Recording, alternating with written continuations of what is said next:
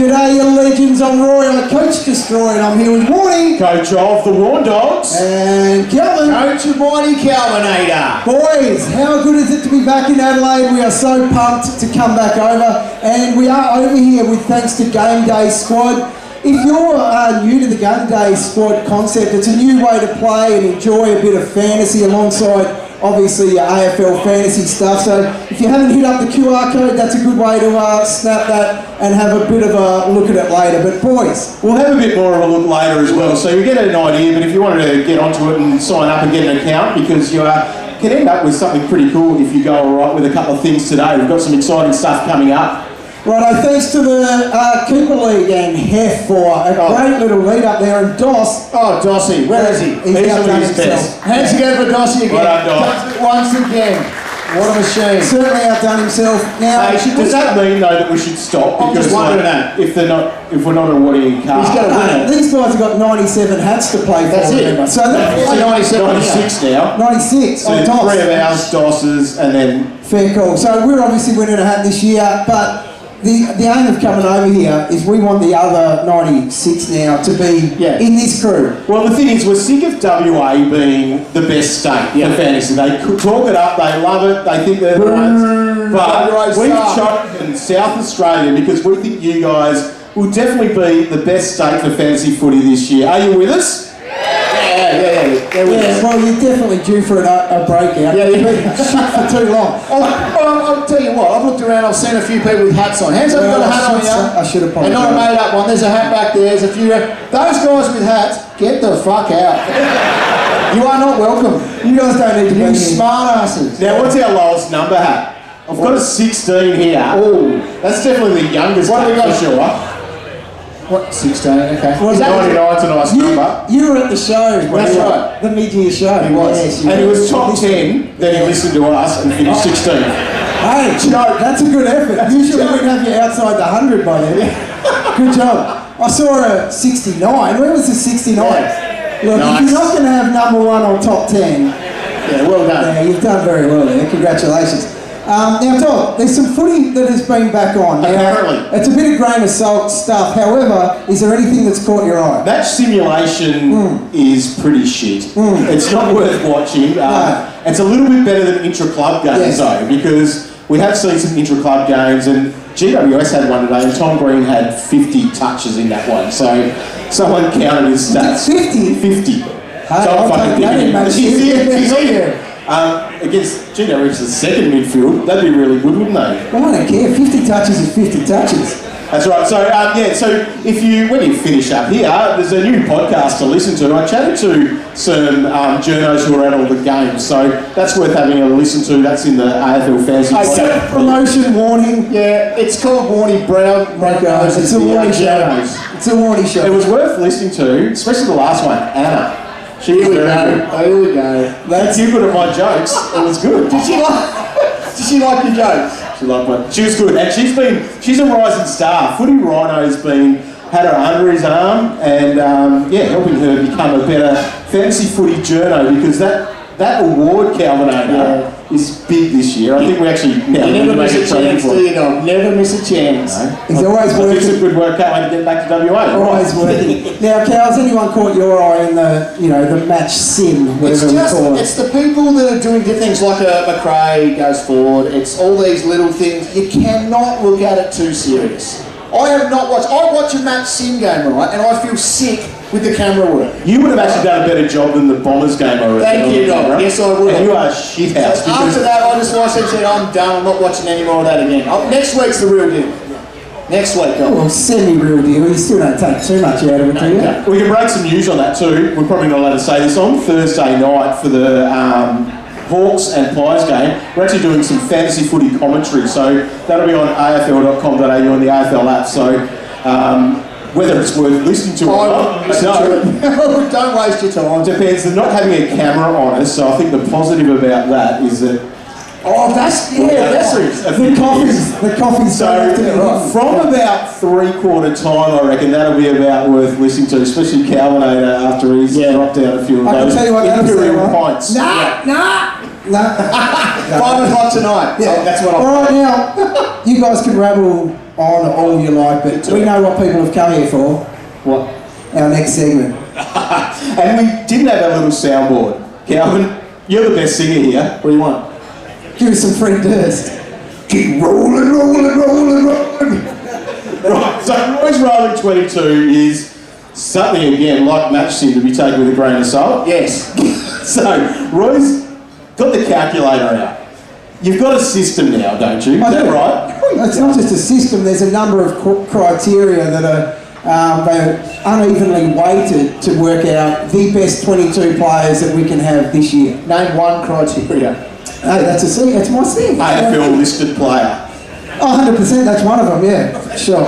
All right, so we're going to start with defence. We're going to go through. So, if you're new to the concept of Roy's Rolling 22, No one's new to it. it's the best 22 players that you better will be at the end of the year. Oh, yeah, you just want these guys. Right, okay, at the end of the year. So this is what we're going to see with what Roy thinks. Any guesses what D1's going to be? Sam Doherty. Yeah, fair enough. Look, that's the thing, you can't even argue with that. So, Doc is safe at 110 if he plays in defence. If he gets his midfield time, which I'm tipping like 30, 35% CBA, that's just a little bump on the 110. So, he's very safe at number 1. Now, I've listened to a podcast with Daylight you blokes on second. it. We talk about the blanket over the next group. Yes. So this is interesting, Roy. Who did you rank as D2?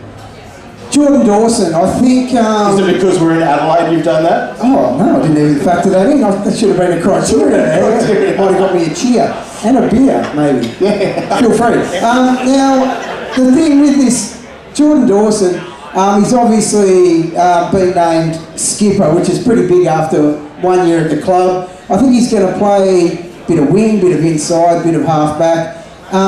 I can see him being safe where he is, potentially 1 or 2 points upside, but there's daylight between Doc and Dawson. Where does being named captain in that year come into the criteria? Is that there? It's not a huge weight, but it gave him that 1 point bump. All right, D3. Yeah, the helmet. God, you can't trust this guy. His profile picture seriously should have a helmet on. So- we should Photoshop that. So other people that do a poor man's role on 22 have Brayshaw up there because they have him earmarked for more midfield time. Didn't happen I yesterday. don't think, and I don't think it is going to happen. But I think he's still a scorer at half back. He's not going to be a winger. That's That's all we care about. I think he's good pick as a half back. Good pick as a midfielder. He tackles when he's inside mid. He marks when he's And to half finish back. off the blanket there, we've got Sinclair. Yeah, slightly worried about him. Need to have a good look next week, I think. 10-year breakout for him last year. Yeah, it was. What was it really though? 8 year, wasn't it? 8 year breakout? That's old.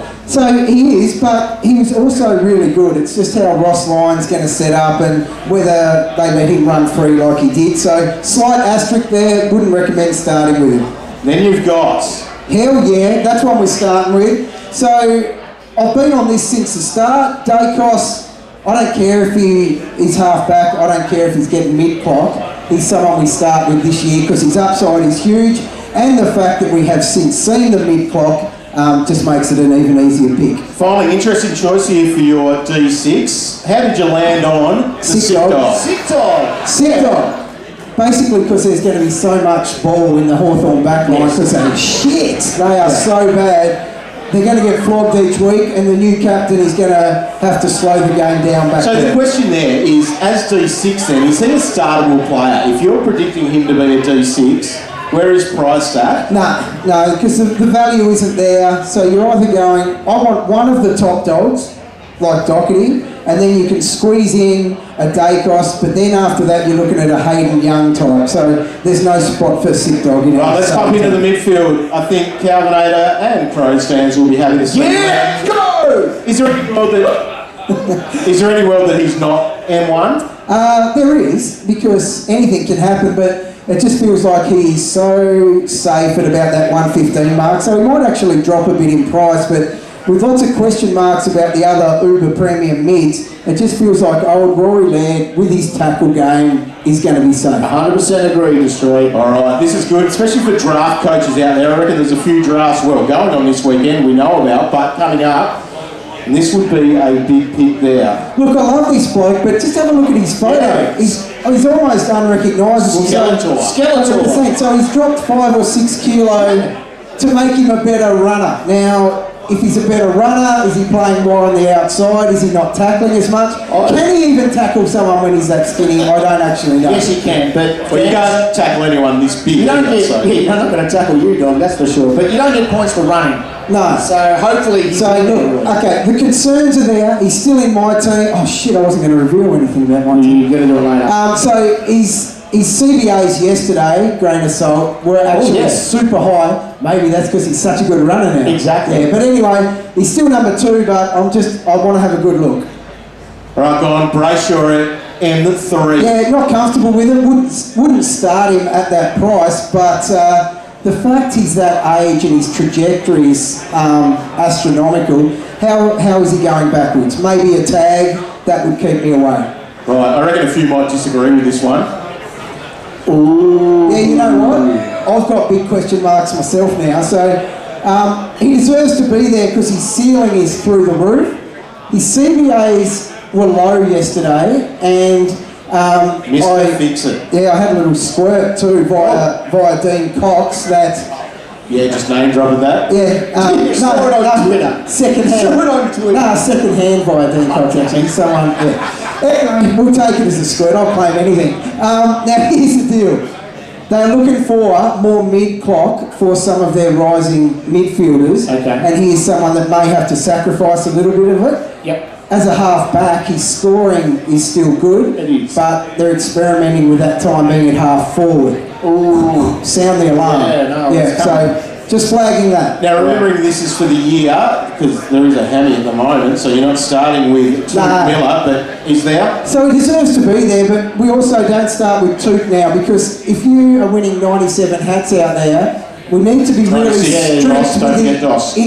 96, sorry Dos, with the interrupted pre-seasons, and his is now 2 interrupted, because it's going to go right to the line. So don't start with him, but he's going to be up there again. I like this pick.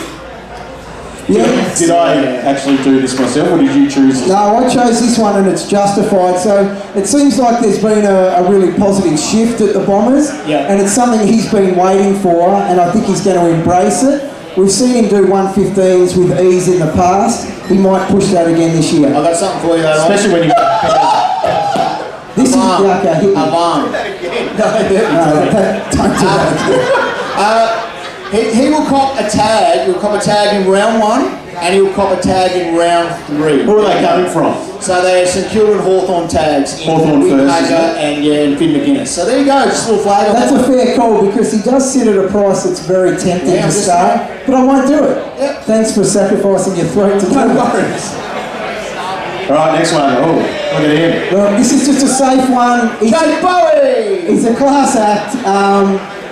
He as well, he finished last year with that thumb injury. Yes, he did. Still pushed through and scored pretty well. Yep. It's actually still lingering a little bit. Is it? Yeah, he still has a thumb. Yeah. Another squirt.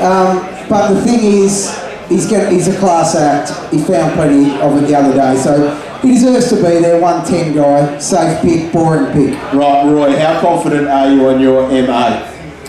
Oh, yeah. What do we reckon? Give me a hell yeah! Give me a hell no. Hell no? People are cooling off, aren't they? Yeah, no, people are, they're right on the fence. So that's something worth listening to on that podcast. It features one of the greatest fantasy coaches. If you do listen to that, it's very interesting. Riley Beveridge was on there with us for the Collingwood and Carlton game, and pretty much he was talking there. Hayden Skipworth is their midfield coach, and they're going to rotate a shitload of guys through there, and that's something that's going to go through the season. So I think they did 10 in the first half. So you saw, if anyone watched that, you saw Taylor Adams up in the forward line a lot. There was a lot going on there. One of the higher CBAs was Nick Dacos. So it's going to be an interesting one to watch there for that. So that's something I think that we do need to flag. I've been hot on Tom Mitchell. However, I need to see next week. Just chill. Look, the thing is, I'm hot because I thought CBA's was 70% Walker. I'm not that confident. I think it was only about 50 yesterday. And it might just be that throughout the year, which means I'm concerned. Definitely one to watch next week. So the guys, you think about the guys he's holding out at the moment, because I was so bullish on that 70%, there's guys like Jack McRae, Bailey Smith, so all of a sudden, the roll of 22 is flawed. I need to get back to my laptop. The formula needs some CBA. Bit of a tweak, yeah. All right, let's get in the rucks. Let's just whack them both up there. Easy this one. Because we've got number one. Rowe Marshall, locked and loaded.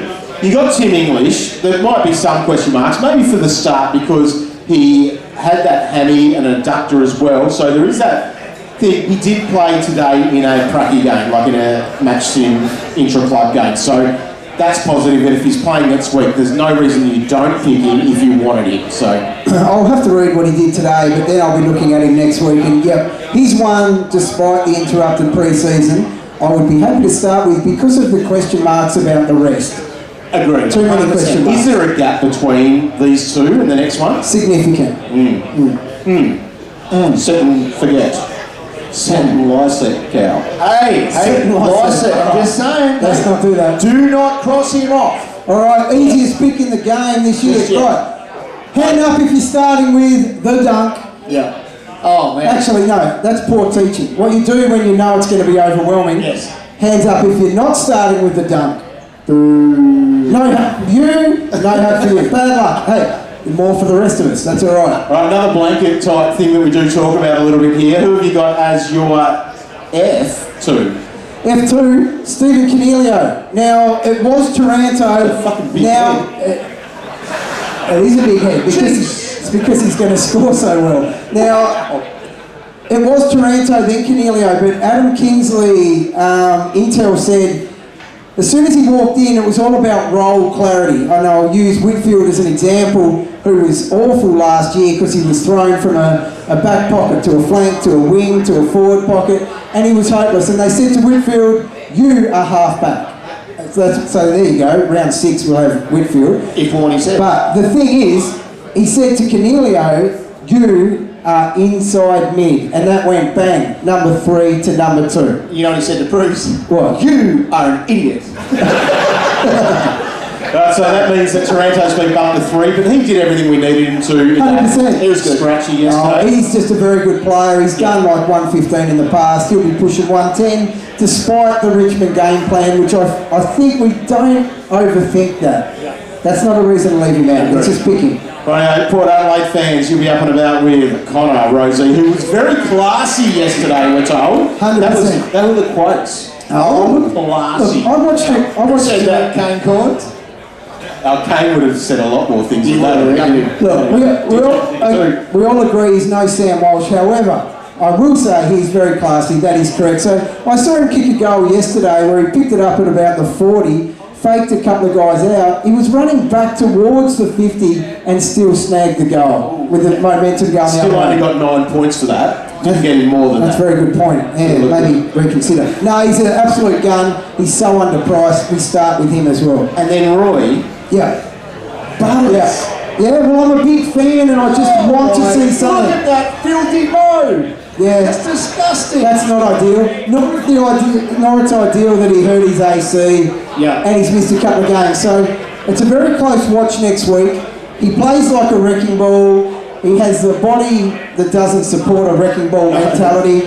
That's the flag with him. But his scoring is amazing for his price. The upside is there. Yeah. So I've still got him there and I want him to be there, but I fear for him at the moment. You fear for him. I fear I might have to omit him. F6, you've got Dylan Moore. Now, this could be multiple blokes, couldn't it? Yeah, definitely. He's there at the moment out of respect for the way he finished the season. I can't see him holding his spot, although, he is a good little player who is developing. No CBAs the other day. That was a huge concern. Yeah, Hawks will be interesting to watch on Thursday night, so make sure you are tuning in, because Cal's doing the CBA counts all the way through that. Yeah, I'll count them. All right, what happened? The rolling 22. Good on you, Roy. So we did say that we were going to reveal our teams. Roy doesn't want to do that on the way through, so Calvinator. Hey, here's a team. Dos, you and me. I reckon we could tie this year at the top, and it's not going to go down to whoever registered first.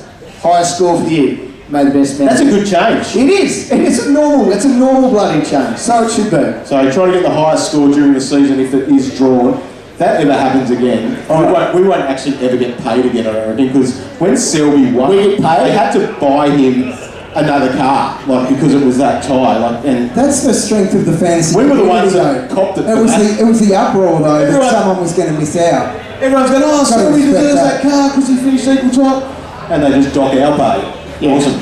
Shit.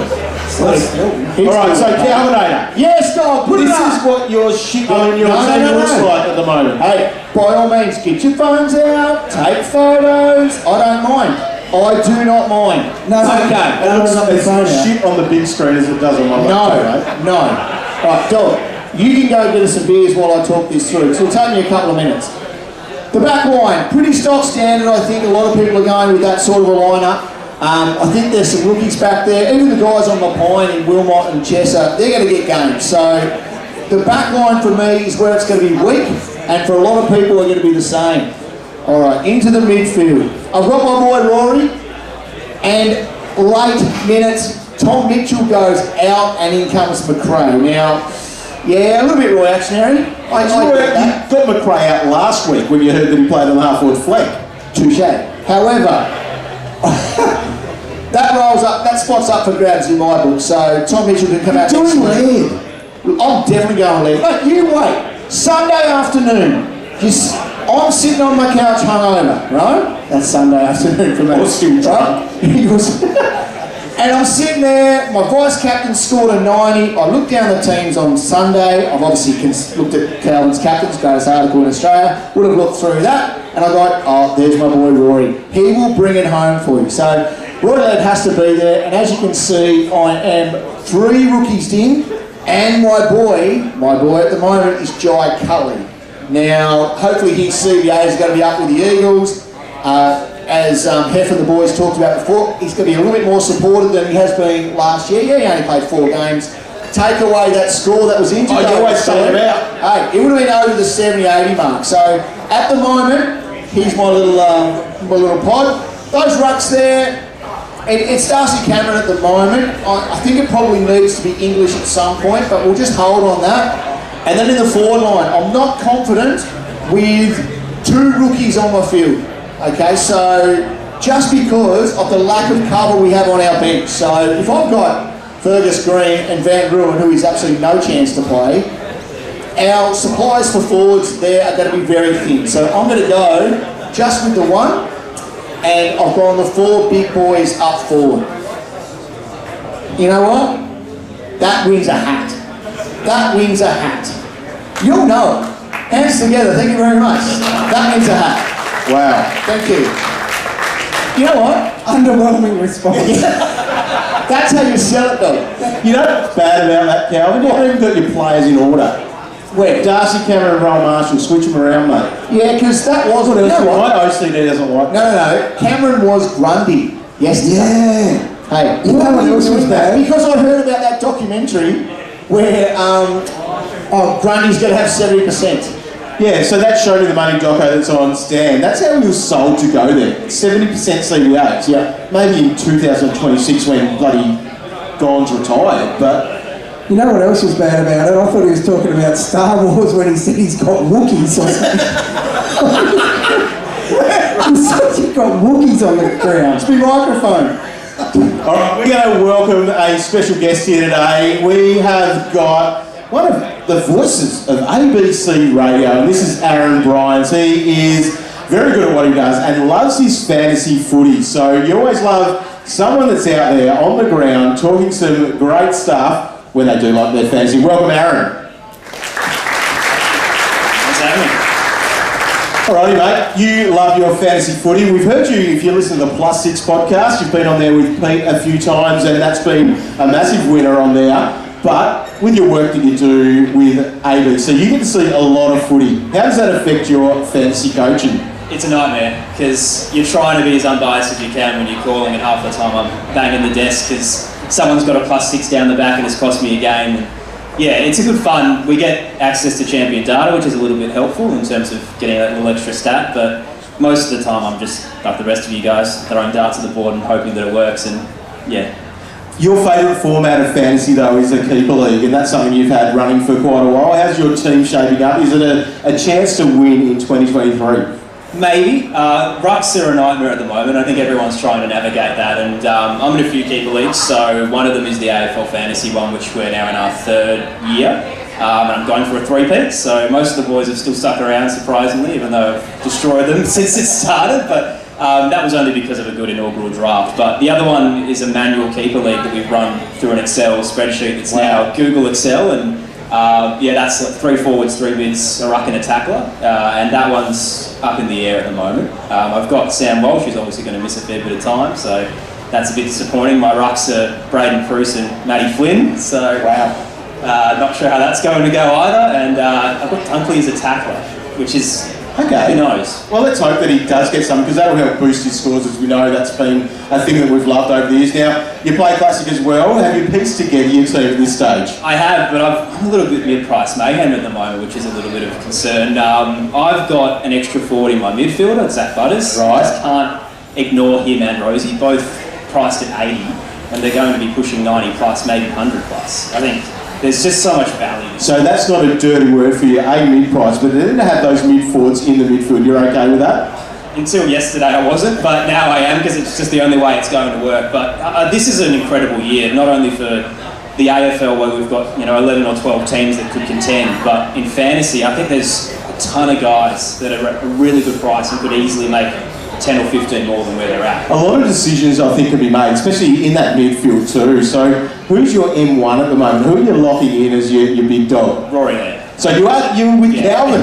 It's not too much to pay. No, for a while there I was hesitant purely because of he's probably going to lose a little bit of cash, and I don't like guys that rely on tackles to score points because they are so unpredictable. But the Crows Intra-Club, the game yesterday, they're playing high pressure footy, so they're definitely going to rack them up. Sam Berry's one of those who could have a breakout year, so yeah, I like Rory Laird. I mean, Adelaide needs him to rack him up. He's pretty much their only good midfielder right now, so yeah, why not back him in? Now, as a man based in South Australia, do you get some bias because of how much you see of the Crows and Port Adelaide? You're a Port Adelaide man? I'm a Richmond. Oh, Richmond man. Yeah, so I'm not really supposed to be in South Australia, especially around Crows fans, but yeah, I do. I know a little bit more about the players, and you follow them a bit more personally, and you hope for the best for them. But we do get a little bit more access to the coaches, especially off the record, about game plans and what the plan is for the rookies and how many games they're going to get through the year. So that's a little bit helpful. At the end of the day, it mainly just rules guys out. Yeah. The rest of it's you're hoping for the best, but there are players like Riley O'Brien, who I'm just not a fan of. Was it because of his legs and how he looks when he runs? I think for a guy who has a PhD in medical science, he gets lost on the footy field, and I'm not a huge fan of him. I mean, he got towed up yesterday by Sean Darcy. Could we see Phil Thorpe do a bit more, do you reckon, this year? Yeah, 100%. I think it was really odd through the pre-season that we were hearing rumblings that he was being trialled down back. Yeah, right. It's not going to happen. He will play forward, and then he'll be rotating as the secondary. Interesting. Okay, so with the Crows, sometimes biased, we all hear about, well, Calvin loves Wayne Miller. Yes. He's definitely playing in the back line, and that's probably one of the keys that we want. We don't want him as a forward. That's happening. Are you tempted? I'm not, because of the price point. I do think he's going to make money. He's probably going to be, what's the price at, about 40, 50? Yeah, so he's in the 400s. I think he's going to be 60, 70 at half back once again. That's what his best was. But there's so many guys around that mark, and I'm very similar to Calvin in that I have 4 premiums in my forward line. So if you've got 2 rookies underneath that, how do you squeeze a 400k guy in? I don't like it. It's tough. I think that's going to be one of the hardest parts about trying to fit those forwards in. That's why we've got them in the midfield, I suppose, along the way there. All right, so coming up over these next couple of weeks, we're under 20 odd days, must be 19 days or so until round 1. What things are you looking at, especially next weekend as we see the practice matches? Because I assume they're going to be a bit better looking, although our South Australian teams are still over in WA, they'll be doing their thing there. What are you watching and what do you need to see before you lock your team in round 1? Yeah, super unfortunate that we don't have a game here this year, which is unlucky for us. But yeah, I was unfortunate that yesterday I sat myself in front of the computer and watched 6 straight match simulation games, and I think I've fried my brain by doing it. Next week's going to be much better. It's all best 22 from what I'm hearing, especially Port Adelaide and the Adelaide Crows. I'm just looking for positioning. As we've said, I mean, Dan Swan's famous quote, good players don't try hard in the pre-season. As long as they're in the spot they're supposed to be, the Primos will deliver. All right, on the spot now. After watching all that match sim, who are 3 guys that you are definitely locking into your side based on what you saw? Rosie, yeah. He's looked good in Intra-Club, he's looked good in match sim, he's put on a bit of weight in terms of his bulk, he's going to be a star. Taranto was very impressive yesterday. I'm a Richmond man, obviously, but I was surprised at how much of an impact he had early on. Should he be ahead of Cornelio in the rowing 22? Yes, because Cornelio hasn't been playing. No. So I don't like guys that don't have a nice lead into the season. Put that in your criteria and smoke it, Roy. Who else yesterday? Here's a little smoky one for you. Here we go. This is where you write this down in your notepad. This is a really helpful one if you're starting with Charlie Constable. Lockie Jones. He is going to get midfield rotations. So it's going to be Wines, Rosie, Butters. On Francis is first in, Lockie Jones is next on. And for a guy that's averaging... He's a beast 40, of a thing too. If he's averaging 40 heading into this season, maybe he's a 50-60s player, and if Constable doesn't deliver, he's a straight swap. That's a smart way to play it, especially with our 2 trades every week. We can do a flick if we need to. Yes. Aaron Bryans, put your hands together. Thank you.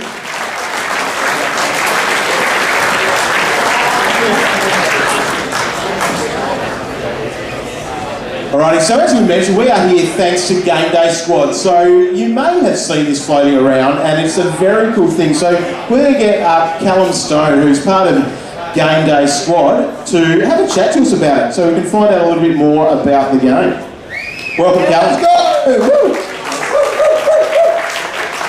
Alrighty, so Cal's come down from Queensland, which is awesome to be here, and you brought some nice weather yesterday. Much more better for us Tasmanians today. Yeah, I love the heat. I got off the plane, it's 40 degrees, and we haven't had that in Brisbane for a while, so it was quite nice. Now, you are from Brisbane, you're a Port Adelaide fan. Why? Long story. There was no one at the airport when I used to go and see them, and Mark Williams was there one day, looked after me when I was a kid, and I've loved him and the club ever since. Alright, let's look at Game Day Squad. As we mentioned, click the QR code and have a look there and jump on there, but how did you start this? Yeah, so Game Day Squad is Australian fantasy sport platform, and we're offering what we think is a revolutionary way to play fantasy sports. And it actually started in lockdown a couple of years ago. Like everyone, we couldn't get to the footy, we couldn't play footy, we had way too much time to sit around and think. And fortunately, one of those things that me and a few mates did think about was fantasy sport, and we thought, if we could dream up fantasy sport and make it the way we wanted it to play, what would it look like? And, oops, sorry. Yeah, we got you now, mate. Clearly not practiced at this. But yeah, we thought, what would it look like? And really fortunate here, 2 years later, we're about to start our first full Aussie rules and rugby league season, so we can't wait to get into it. Yeah, wicked. Now, these guys are all fantasy fans. How is it similar or different to AFL fantasy? Yeah, so a lot of the core elements are still the same. So you jump on, it's free to play, you build your best team, you watch how the players go on the weekend, you make changes and things like that. But there's a couple of key differences between our platform and our platform and AFL fantasies. And the first one is our players. So our players actually come in the form of player cards. And unlike an AFL fantasy where you can choose from the whole player pool to start your team, you're actually only allowed to play and put out players in your team that you actually own. So I know everyone before was saying Josh Dunkley is a start for everyone, but in Game Day Squad there's a finite amount of cards for every player. So not everyone is actually going to be able to roll out Josh Dunkley to start the year. Can't have 100% ownership like everyone should. So you go on and say that you own these players, right? How do you go about getting them? So you can get them in a few different ways. So when you first join to Game Day Squad, you get 30 cards straight away, and then just by logging in every week, you get three player cards to help round out your squad. And then on top of that, there's a couple of other things you can do. So we've got an online pack store, which is very similar to the old days where you go to the newsagents and buy some cards and hope you get some good players. Old days, Cal still does that now. I still do it, yeah. And the other one is through a transfer market. So we've got a whole bunch of coaches jumping on and trying to buy and sell players. And one of the things I just want to say as well, what we're different from normal fantasy platforms is we're actually a dynasty platform as well, so very similar to you guys that follow the Keeper League. So the player cards you have, it's not just for one season. you're holding these players for as long as their careers are. So yeah, you're trying to find players that you like for this season, but you're also thinking about what do these players look like for the next 5 or 10. Like a rookie, for example. Yeah, exactly. So someone like Nick Dacos or Brayshaw are probably the most sought after cards in our game. Yep. And yeah. Right, let's talk about the cards then. So I think that's probably the thing. How do we get them? And got a little bit of a visual that might help us out with this. Ooh. Yeah, so the cards are the heart of what Game Day Squad is, and you can see, I'm glad you've got them on screen there. We've got 6 different types that go through, and a couple of things I want to talk about with the cards. The first one is that score multiplier. So to explain what that is, imagine you have my boy Jason Horn-Francis playing in your team, and he scores 100 points for you on the weekend. If you've got the bronze card, he's got a 1-point multiplier, which means that he's going to get 100 points for you. But if you own the legend card, and you've got a 1.5 times multiplier, that same score of 100 is actually going to get you 150 points. So everyone's probably going, of course then you want the legend and you want the diamond cards, but as you can see, as the multiplier gets higher, the number of player cards per player actually gets less. So it's when we're talking, we're going to open some packs here in a second. Of course you want to find good fantasy players, but you also want to try and find them in the highest rarity that you can. So like a legend card there, each player has... Yeah, every player has one. So Jason Horn-Francis, Charlie Dixon, Rory, they've all got the same amount of cards. Even Tex Walker. Even Tex Walker. Wow, there you go. Even Tex. All right, well, we do want to have a look at some opening of the packs, so we'll have a look at these and we'll understand how it works. I think this is probably one of the most exciting parts of it. As a kid that did collect the cards and got a little chewing gum in your packets, that's one thing that's missing. If you could find a way to pop it out of my USB or something, a little bit of stick of chewing gum, that would be good. But we'll go in and have a look at this, and we'll see here. Sorry, I'll put it on the right thing. These are what the card packs look like. No, they don't, Doc. No. You were close. You said the right thing. But as far as execution, you didn't quite execute it. You probably kicked a cord out or something. That's all right, you normally do this. I think it's on extended screen. That's all right, you know how to do that? Just, Do you know how to do that? I do know how to do that. I don't actually know how to do that at the moment on this. Work it out, dog. Hey, I'll tell you what's coming up after this. Cow's Quiz. Hell yeah. It's a quiz created by me. Very good quiz. Hey, good prize up and grabs 2 destroy. Yeah? What are you doing over there? That's okay. You fix it up, dog. Oh, think of a joke. Oh, I can tell that. Oh, I'll tell you a pirate joke. I told this one last year. You better hurry up, dog, or it's coming out. So there was a lady and a pirate, and the lady was giving birth. Yeah, I'm doing it. Can I do it? Okay. And the doctor receives the baby, and the doctor goes to the couple. I've got good news and bad news. And the pirate says, look, give me the bad news first. And the doctor said, oh, I'm going to get this through. The doctor said, stop. The bad news is, it looks just like Morty from the trailers. It's bald with glasses and a beard. And she goes, oh, okay, that's not too bad. What's the good news? The doctor says, it's dead. No, exactly. You hear that reaction? That's... It's a joke. It's a joke. You'll be cancelled, Calvin. It's a joke. Sorry, back to you, Warren. All right. I'm sorry for that. That is not fair for anybody. No, it's a... That's Roy. you. It's a mini you. Gone. No one cares. All right, let's have a look at this then. I might make this as maximum as I can so it's easy to look at. Right, here are our cards. Let's take a through, Cal. So we've got 3 different types of packs. So we've got common packs, rare packs, and unique packs. And in all packs, you have the same. You get a chance of getting all the different cards that you saw there on screen. But as you go up the tiers in packs, you drop off the lower cards. So for example, the common packs you can get silvers and above. In the rares, it drops off the silver, and then the uniques drop off the silver and gold. So it gets you a higher chance of getting those diamond and legend cards that get you those higher multipliers.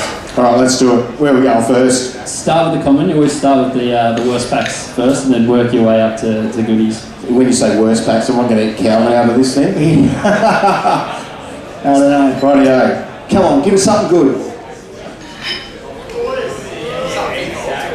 Here we go. So there's our 9 cards. you can hover over them. They give you a little bit of a colour there, so that's something to have a bit of a play with. Let's start here. John Noble. Billy Frampton. Good fan for a long time, Cal. Jeez, a keeper. We'll be playing this for 10 years' time. You've had McEntee, I think. Rhett Bazzo. Keziah Pickett, more midfield time. There's one for you. Oh, get out. True, it's real. There we go. And that is a gold card too. So what does that mean? 1.2 multiplier, so if Lockie Neal scores 100 points... That's 120 points, Cal. Gotcha. I got you. Just in case your master a bit slow. Connor Nash. I got you. And Ben Brown. There we go. So obviously Lockie Neal's a nice one out of that for That's us. a good one, yeah. You had me worried there, but we got something. Because this is actually real. It's not set up with who we're getting. All right, so there's our comment. We've done that. Let's go into the rare, Pat. Let's see what we get from this one. Calvin, give me some commentary on who we might end up with here. Okay. As Warning opens the pack, he's not sure who he'll get. I can smell the chewing gum now coming out of it. It's good. He clicks on the first player. All right, let's go. And it's... Who? Pronounce it. Who's that? I don't know who that is. Oh, Tassie boy. Ryan Mansell. Ryan Mansell. Isn't he a racing car driver? Quainer. Quainer. Okay, yep. Roy. Owies. Stephen May. Here we go. Come on, we're going to get a good one here. Oscar Allen. Good one for the future. Come on, Cal. Don't let us down. Cal Ward. Cal Ward. It's going to be a big one here. Sam Taylor. One to You really put those ones on there for me. It just shows that it's You've not... given him the good ones. I bet you've got good It's ones. not got great ones. Don't worry about that. So we've set it up in a way that you'll get the same chance of getting Jack Steele as you will as any of those players. Yes, of It's not course. weighted in any way. It's... And as we know, there's a lot of shit players out there. So, but hey, All right, the draw. Unique. They've got to be better for us, surely. You'd hope. Let's hope so. Here we go. Here's our final pack that we'll open up today. As Warning opens the third pack. Oh, That's got to be good news. let's hope. Where are we starting here? Stephen May again. He's back. So, because I've got two Stephen Mays, can I play two Stephen Mays? No, you can only play one. Right. So even if you've got a colour for every or a card for every single player, all it is, you can only play one. And let's face it, you probably only want to play one. You want to play two. Marchbank's there. Rory Sloan could get a good year out of him. Will this be his last year, Cal? It's getting close, though. Yeah, getting close. Dylan Moore. There we go. That's a good one. This is good for future. So that's a platinum card. Yep. 1 point. 1.4. Will you 1 really? point. I'll So take Cal, that. if he gets 100, it's actually 130. Yeah, there you go. Riley O'Brien. I'll trade you to you, Aaron. My Mabuyo Chol. Jeremy Howe. If this game had started about 5 years ago, that would have been good. Oh, Jack McRae's brother. Oh, 1/16th of Jack McRae. And Cripps. There we go. Pretty awful. how do we go, Cal? However, Dylan Moore is a winner there, I think.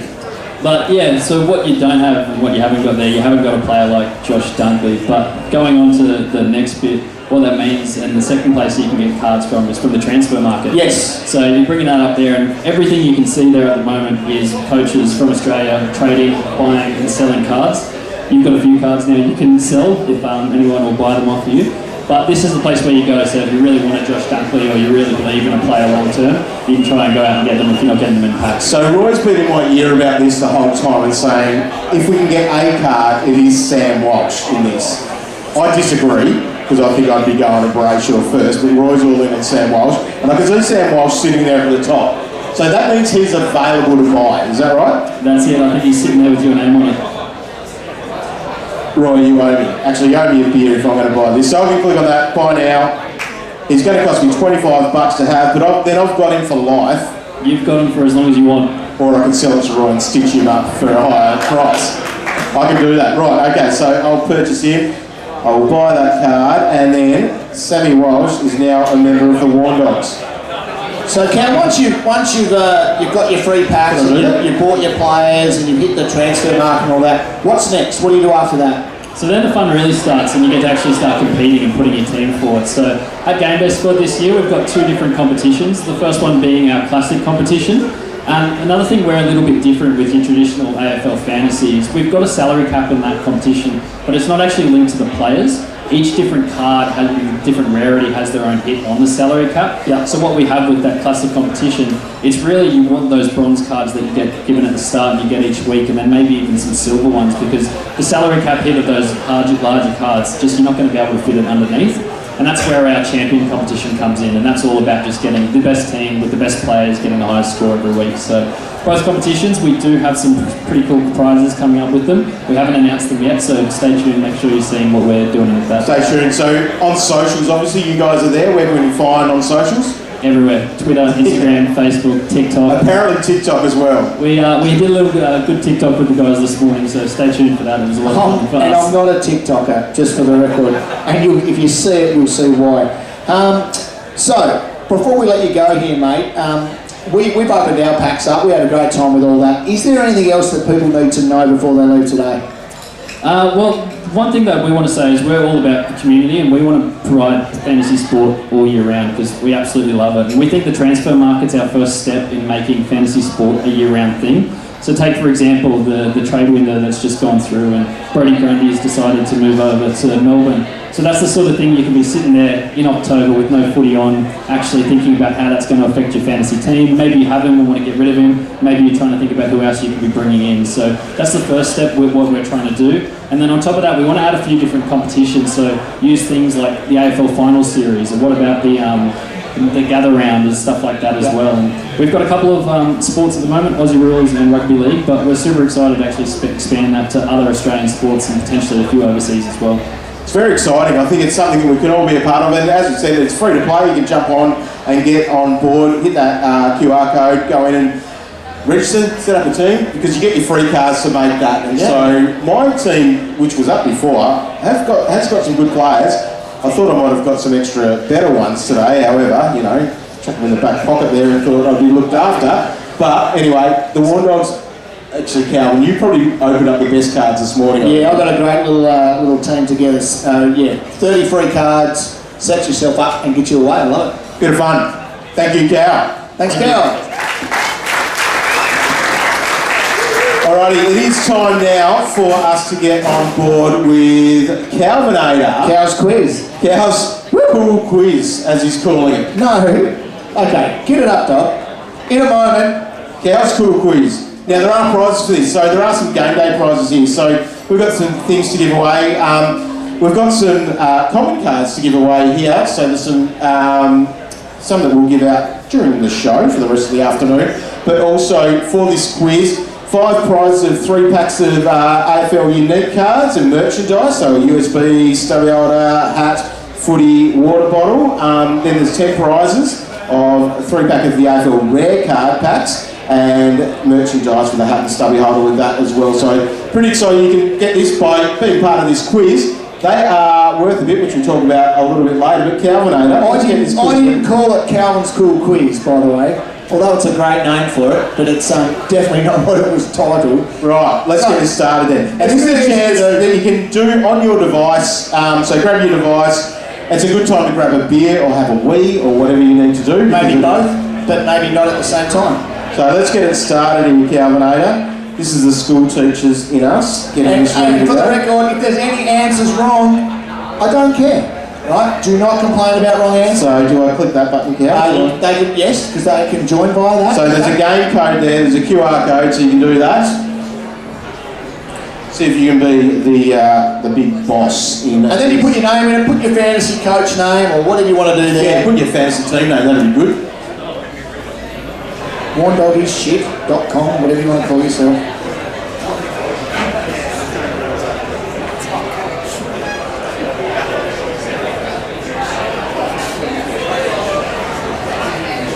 It's up to 27, 28 people now, 29.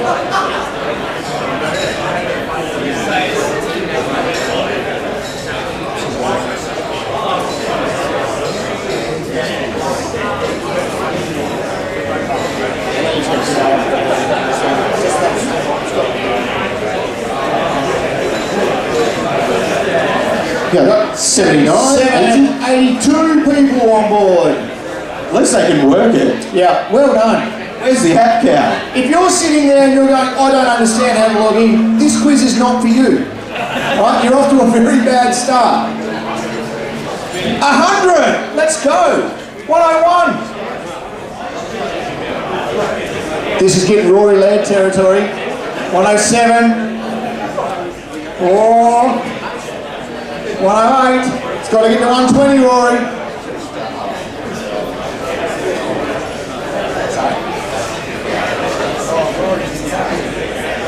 You got to tackle, did you, Rory? So when the quiz starts, it works at your own sort of pace you work through. However, it does go on time. So there's 25 questions. If you get 25 out of 25 and someone else gets 25 out of 25, it goes to whoever was the fastest. So speed is... Not the first who registered first? No, it's not the first who registered first. It is a bit of a speed challenge as well. 122. Now we're in Rory-led territory. What do you reckon it gets to, Cow? We'll give it another 30 seconds or so for people to jump on. Yeah, once again, if you haven't worked it out, this quiz is not for you. Are you going to do it? I wrote it, didn't I? Yeah, and I will give you the hot tip. Someone would beat you. If you wrote this, they will beat you. I wrote it. It's a good bloody quiz. And if not, I'll beat you. Anyone wants an answer? Just go, here, come. No, mate. I'll tell you the answers. 127. 10, 9, Great counting, Warren. 8, I bet I know what's next. 6, 5. I just skipped one, mate. I noticed. Do you want me to count backwards in binary? I've been teaching kids that this week at school. Just shut up. Good time. 3. 128 to 130. We can get to 130, surely. Quick, get it done. Nah, shut it off. They don't deserve it. They don't deserve it. Anyone still trying to get on? Who? Give him a chance. They're the ones that were waiting for the AFL Fantasy app to launch. Where's the app? Yeah, like if Warnie's in charge of it. Hey, you boys. He can do it. Come on, boys. We're waiting for 129 to tick over. These guys over here are the dark horse. I reckon they're going to come over here. 128. There they are. They're on board. Are you on? Anyone else? Alright. Final call. You've done auctions before, haven't you, Calvin? Never done an auction in my life. But I'd be good at it, yeah. If that's what you're getting at. Alright. Do it. Let's do it. Start this bad boy. God, I hope this works. Yeah. Oh, that's on your head if it doesn't work. 5, 4, 3, I'm nervous. 2, 1. We're away. And is it working? Ethan's winning. Is it working? Do it off your phone, don't look at the screen. Here we go. Good luck. I am so proud of myself. Let's go. I didn't want. You said I couldn't do it. Sucked in, look. Drake's out the front now. He's already got 2 out of 2 and he's doing it in very quick time. Sitting in third and coming into the first is Gary's board shorts.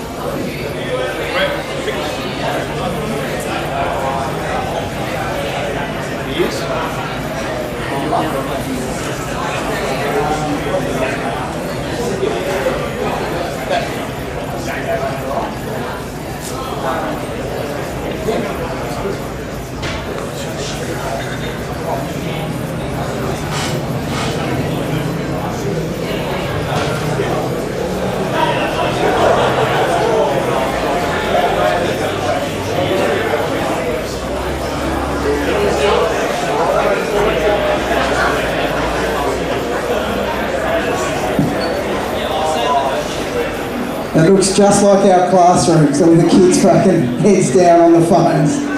No interest in what we do.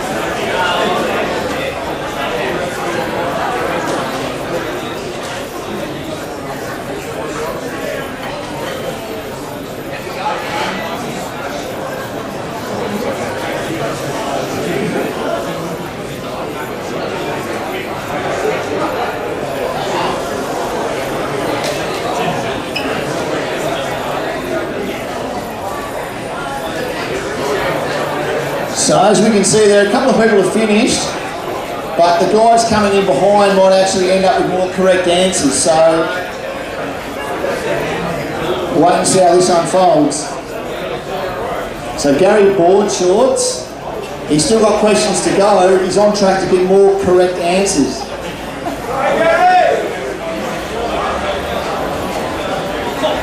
Yeah, I reckon he's got it. He's moving up beautifully.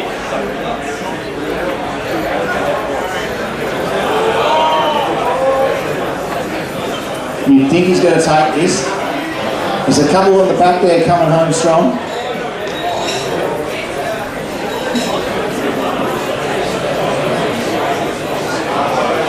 We're about halfway through here with, it's got 70 people finished out of the 129.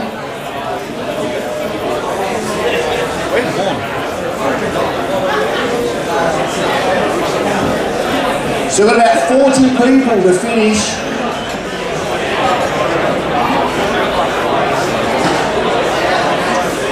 $30 people to finish now. Ooh, we'll change at the top. There still could be someone coming at the bottom there that has taken their time. 20 people to go.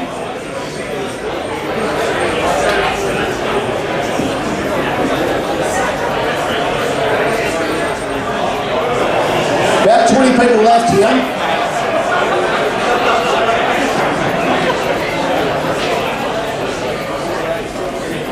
Here we go.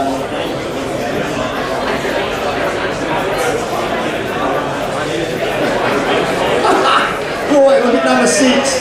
Unblock me on Twitter, Warnie. Hey, you poked the bear. Probably a good reason. Yeah, you poked the bear.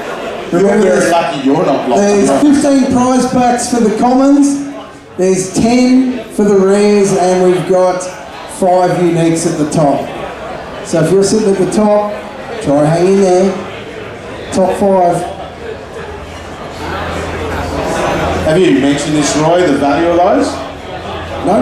So our 5 prizes, so the top 5, that's basically $1,600 worth for those top 5 prizes there. And then for the next 10, so 6 to 15, you'll be ending up with $900 worth of prizes there. So pretty cool stuff. Massive thanks to Game Day Squad for their support of this event today.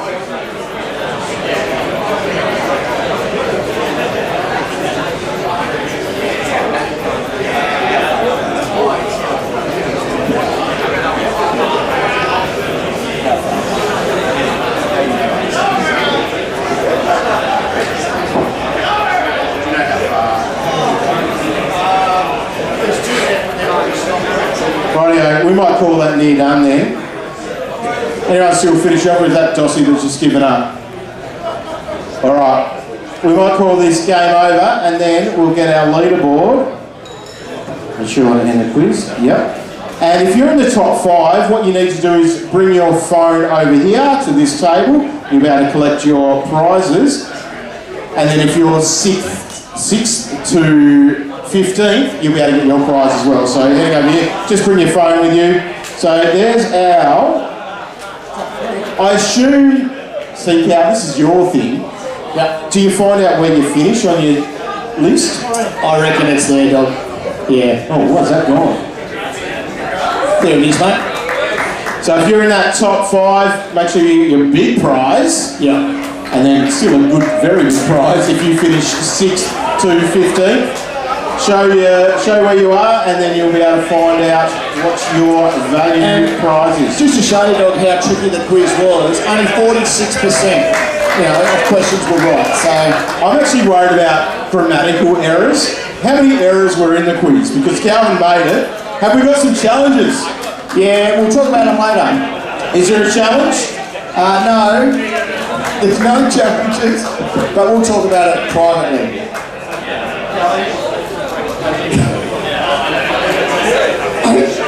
He's probably wrong. I trust him more than you. Jack Barber. You wrote Jack Barber.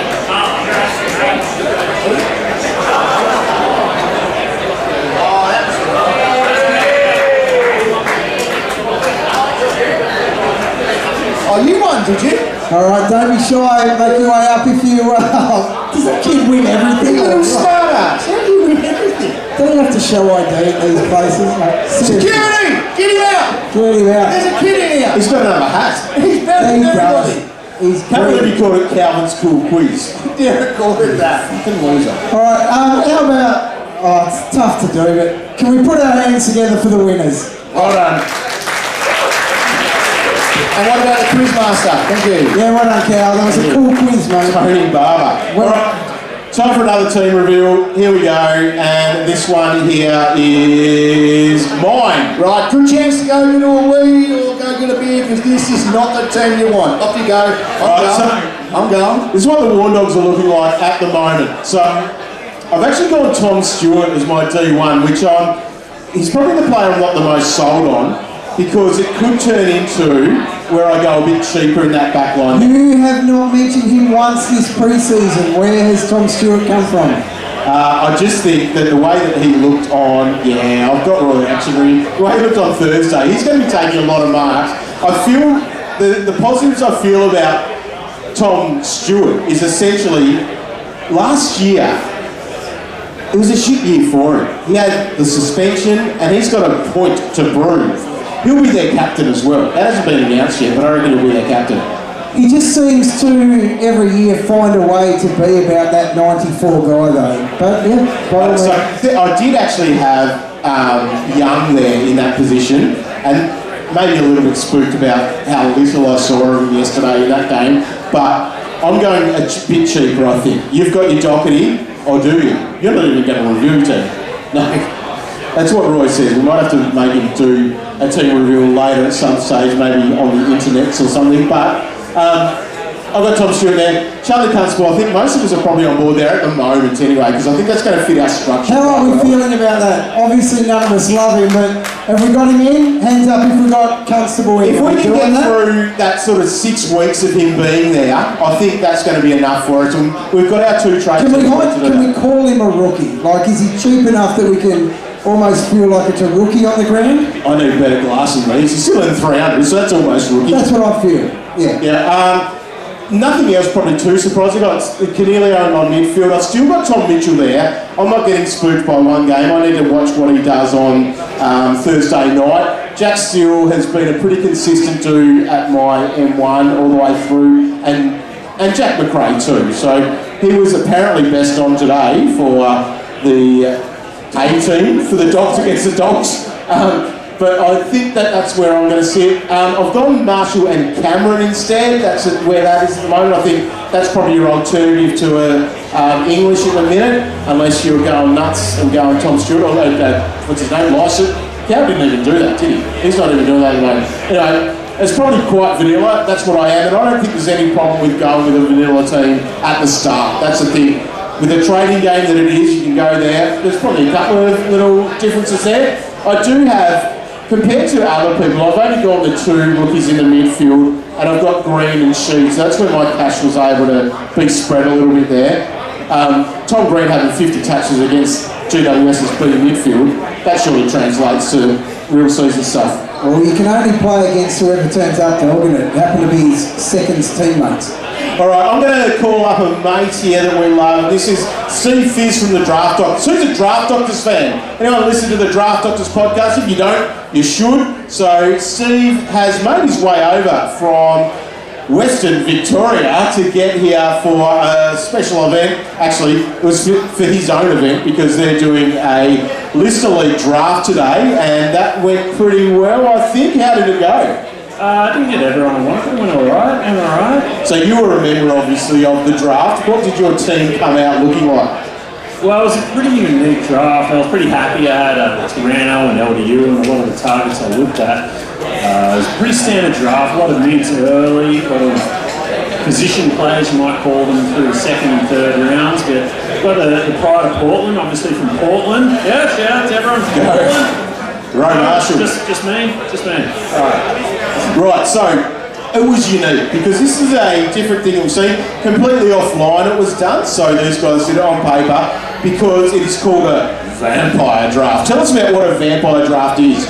So a vampire draft is there's one team in the league who doesn't draft, and they're the only team who can hit the waiver wire over the years. So who you draft with is who you're stuck with, which is probably different to your salary cap and traditional drafts, but it's tough. So strategy for that then. So if you can't hit the waiver wire, what are the things that change? Like you're just taking more safer dudes? Is that sort of the strategy? Yeah, absolutely. You're not taking the Aaron Hall. That's 100% no Aaron Hall. No Adelaide Crows. You don't want to take Adelaide Crows for them. Like they're terrible. Who doesn't want to draft Adelaide Crows players? Yeah. Why would you take an Adelaide Crows player? You wouldn't. Would you? No? There's a guy. Alrighty, so Steve, you've had a big pre-season. Well, actually, you've had a full year because we don't stop at the Draft Doctors. You puff that chest out and say we are 52 weeks of the year. What's been the highlight of your content in this pre-season? Probably when Jono got caught outside the Swingers Club. That was probably the highlight of the year. I think it's been a big pre-season. I've got to be honest. There's so much happening. I think draft is a great format this year. There's so many different ways you can go. I think the Gawn and Grundy combo provides a lot of different dynamics. You can sort of go whichever way you want. There's no right strategy until the end of the year when the league's been run and won. So you are you throw out punt rucks, hashtag punt rucks. It's wonder it's not trendy. Did that happen in your draft today? It kind of did in a way. I was actually the first person to draft a ruck. We've seen rucks go generally in the first round and the second round. I took the first ruck in the third round, which is probably pretty unique. Generally it's early days, but I think this Gawn Grundy thing, Sean Darcy, Luke Jackson has thrown up a bit of a nightmare for even salary cap players. You're trying to find the value, but you're not 100% sure where it is. Very interesting. I think draft and rucks is going to be super interesting to see across the season. To get Rowan Marshall in the third round, I don't think there'll be too many leagues this year with him going that deep. No, 100%. And we saw it in the traders draft. I think Max Gawn went pretty early, unfortunately. A bit too early. Lost our credibility a little bit there. Yeah, but even beyond that, I think Tim English and Rowan Marshall were going to the second round. So it's probably unique to that point. It's probably going to be a headache for coaches all through the year as teams try to mix this best 22, I guess. Exactly. Oh well, Steve, we love your work, and if you want to see more of Steve's work, obviously all the Draft Doctors content, they've got their draft kit out, which is a lot better than ours, although Steve does feature in our draft kit, so that probably lifts the profile slightly. Were you happy with how your team drafted in our draft kit? Yeah, it was interesting because we drafted as a freeze-out format, so I can't change my team throughout the year, so getting Blixarves and Luke Jackson and those sort of guys who I can swap throughout the year, I was pretty happy, to be honest. So there's probably some teams with some question marks. I don't think Tristan Zeri is your R1 with no backup fills me with a lot of confidence. I think the boys are still up there. How we going, boys? Yeah, it was a very good day. Yeah, massive thanks to the Draft Doctors guys, obviously for doing their thing here, which is awesome, and you guys obviously supported by Game Day Squad for your draft kit, so you can find that whereabouts, Draft Doctors, thedraftdoctors.com.au. I think so. You think so? I'm not very technical. I'm not very technical. I really appreciate Game Day Squad support with the draft kit and the mock draft simulator. If you want to practice your drafts, head over to thedraftdoctors.com. There's a link there, and you can practice drafting against the ADP, how other people are drafting, and see how your squad turns out. Legend. Steve Fierce from the Draft Doctors. Hang around, mate, because we need you for a little thing here. Yeah, Draft Doctors, we love them. We do love the fantasy community. That's a big thing, I think. Hef and the Keeper League stuff, they're doing great things with what they do, and there's a lot of great things happening out here. Jossie, Pod's a really good podcast to listen to if you haven't found that one. So jump on board and support these guys, because it is a lot of fun as part of whatever we do. Right, Roy, you've got a segment. So Warnie told Cal to get his ass into gear and come up with a segment. He did his really cool little, what was it? A cool, what? Quiz? Yeah. Cool quiz. He did Cal's cool quiz. I thought something really important. I was like, well, why are we actually here? And we want to walk out with a hat. We want our teams better. So picking player lines and whether they'll be over or under is something that we're all talking about all pre-season. So I thought, what better way than to pick the 20 most highest selected players at the moment this pre-season, give them a line, and I want to hear from these experts whether they think we're going over or unders with regard to each line. So, so introducing fantasy lines. That's inappropriate. We're going to get Steve Fierce, we're going to get Hef, and we're going to get the 2023 winner of the highlights, Jossie, up here with us to be part of this. I take no responsibility for that part of the game. Can I also say, dog, That's funny. Yeah, but I tell you what, I was in the toilet before. Right, No, and I looked over. Over or under? There was someone in there, and they weren't doing lies. It was like a bloody tsunami explosion. I did not to. Anyway, that's another story. Should have been looking. Hey, should not have been told. My bad. No, that was unnecessary. All right, so what we're doing, and as you can relate, because I know I've been doing it, I know you guys have been doing it, we've got those important numbers that we think players need to hit in order to be a good or bad pick. Okay, so I've tried to look at those areas of the numbers we'd sort of want or need as a minimum for them to be a good pick, and then these guys are going to tell us whether they're going to hit it or not. All right. Then there's 20 of them, so we've got to go quick. All right, let's go. All right, the first one. It's an easy pick for us all, but I thought it was an easy warm-up for these boys. Yeah. Will Ashcroft, over or under 78? Cow. Why? He's not going that. You don't think? No, I don't think so. He's going to be good. 75-ish, and that's good for a rookie. 78's a lot. Okay, anyway, I might be wrong. Oh, yeah, okay, Hey, maybe I'm the only expert here. All right, Josh Kelly, obviously moving to... Oh, God. Josh Kelly, what the hell? I don't know. That's a beers talk. It's got A in it and an L and an EY. Yeah, my bad. Josh Dunkley, 113, moving to the Lions. I think CBAs are up now. Oh, no, none of that. No, that's against rules. Here's my number. If Josh Dunkley, throughout the last few years of his career, hits 70% CBAs, he is a 115 guy. And I've got the numbers to back that up. So am I right? Well, if you think you'll hit 70% CBAs, you are right, wrong, Yes. wrong. Sucked in, Hef. Okay, next one. Tim Taranto, 105, boys. Not happening. Okay, so the ones with the red are jumping at the Richmond Shadows. At the moment, am I right or am I right? You're right. I'm always right. So that's something we don't worry about. Have a look at the DOS man. He's number one. Warn Dog, they're on point with this one. Tim Taranto, 105. Nick Dacos. Now, this is a big leap. If he goes from his 88 to 101, that is must-have. Okay, so if anyone has a green arrow, it's a must-have. red arrows, he may still be a viable option, but green is a must. Okay.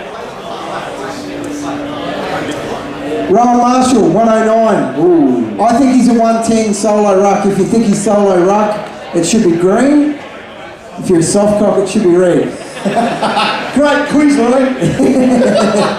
I'm with you though, Lloyd. I'm with you. Rosie, obviously, as I said earlier, he's no Sam Walsh, but man, oh man, when his CBAs for the first 4 games, can I give you a number? Yeah. I've got my Rain Man on. Go. CBAs for the first 4 games were 7%. Guess what he averaged?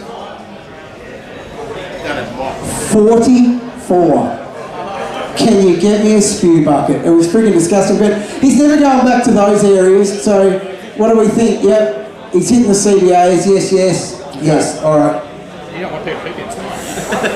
Oh man, so I'm hitting that, I'm talking about that magic set. The 70% CBA is my thing. It's down. If he's hitting that, he's 110. The people who have been sceptical on Tom Mitchell, at this point they're actually right. So the skeptics have said the game is faster, Yep. which happens every pre-season, and it's faster for the shit teams. They only last a half. It gets faster. For other It's teams, older. it lasts 3 rounds. Yeah. And then it slows down, and everyone So gets back to normal. if you had a paddle, are you over or under? God, I think the CBAs are under 70 now, so I have to go under. Okay. All right, next one. Is that a not pick then? If it's under 105, it's a not pick. Ah! Yes, I know. My English warning. There's a kid sitting here warning. Yeah. Goodness me. Sorry. Dom Sheed, 91. I think this is real safe. Yep. Yeah, I think he gets it. I think that's it. Well, the guys that have got the Reds, I think you're still thinking 85 plus, so I think we'll still take it. So 91's a slight stretch, but he'll be there and thereabouts. This is a much better segment where Warney doesn't have. Oh, he's got his microphone on. Shut up. All right, Sam Doherty, 110. I said clearly earlier that Doherty, regardless of role, is 110. Defender, if he gets mid-time, which I'm calling 30%, it's a bonus, plus 3 or 4 points, 114. I'm with Dossie. So 110, it's a big number, but He gets it. He gets it. So what do we get? 3 out of? Yeah. Yeah. We'll take that. Sam Lockety. Yeah. That's why he's a master. Good one. All right. Tim English. 103. Oh man. Look, interrupted. What for the games played? That might be a He nice is one. the right age at the moment to dominate as a ruck. I think just under. I heard a 105. I think that's fair. So I'm you're under. over. I'm under.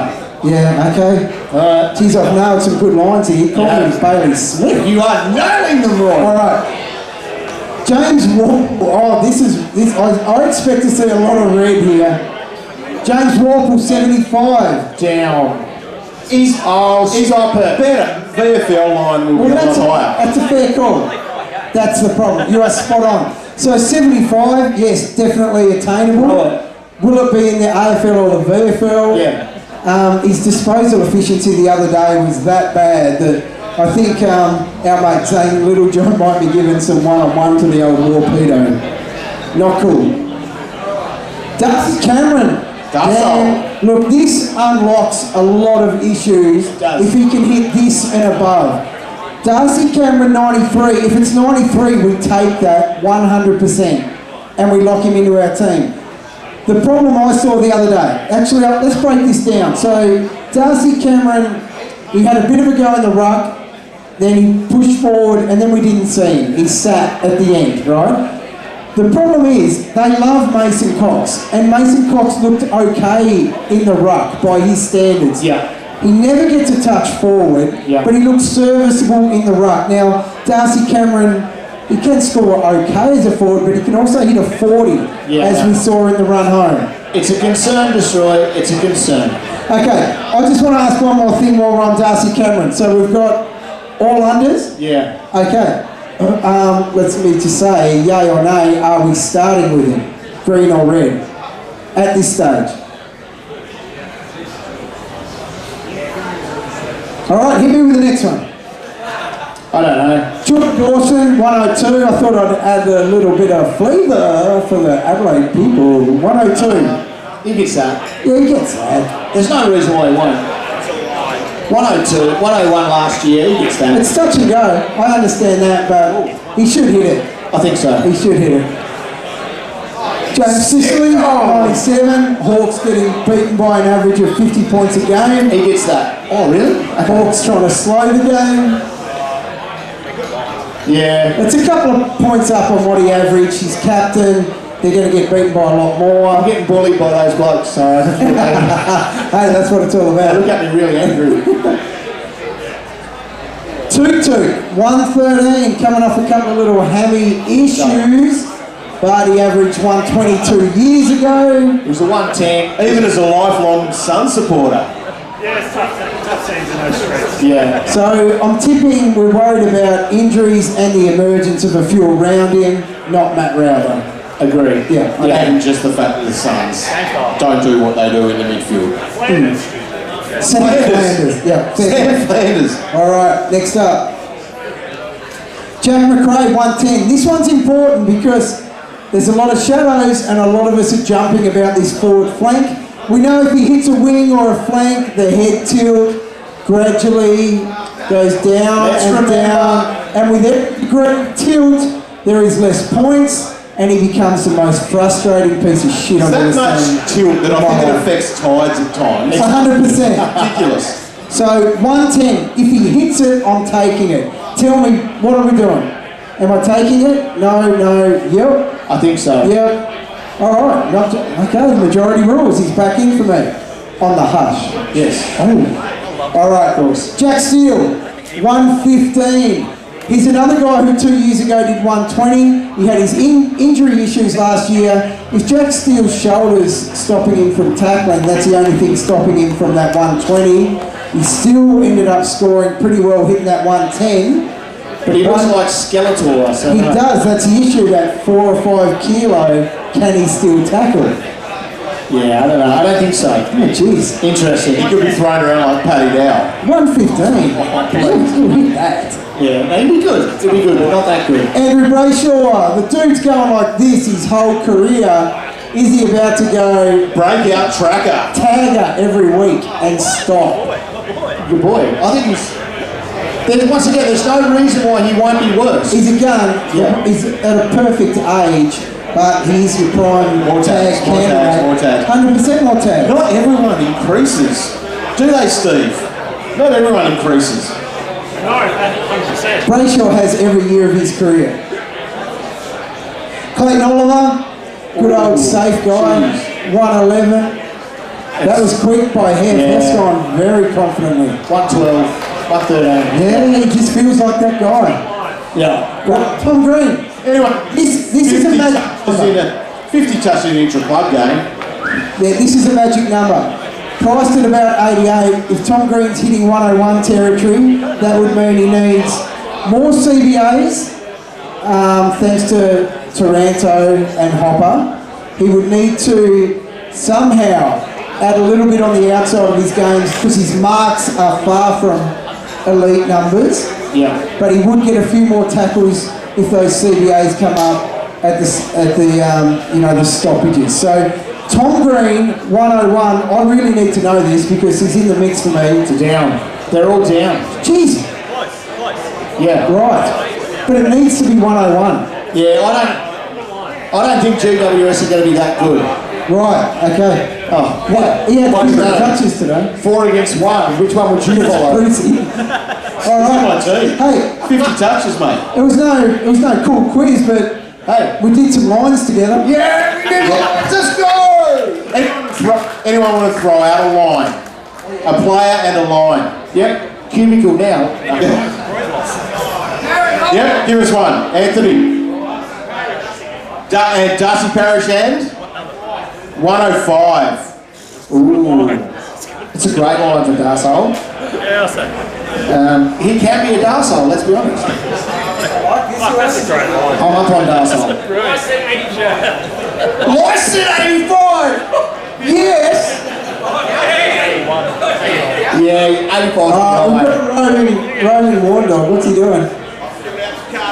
lines. All right. Anyone else got a line? Put your hand up. Warnie will come over to you Yeah. and sing out. He'll give you a Here's card. one over here. LDU 100.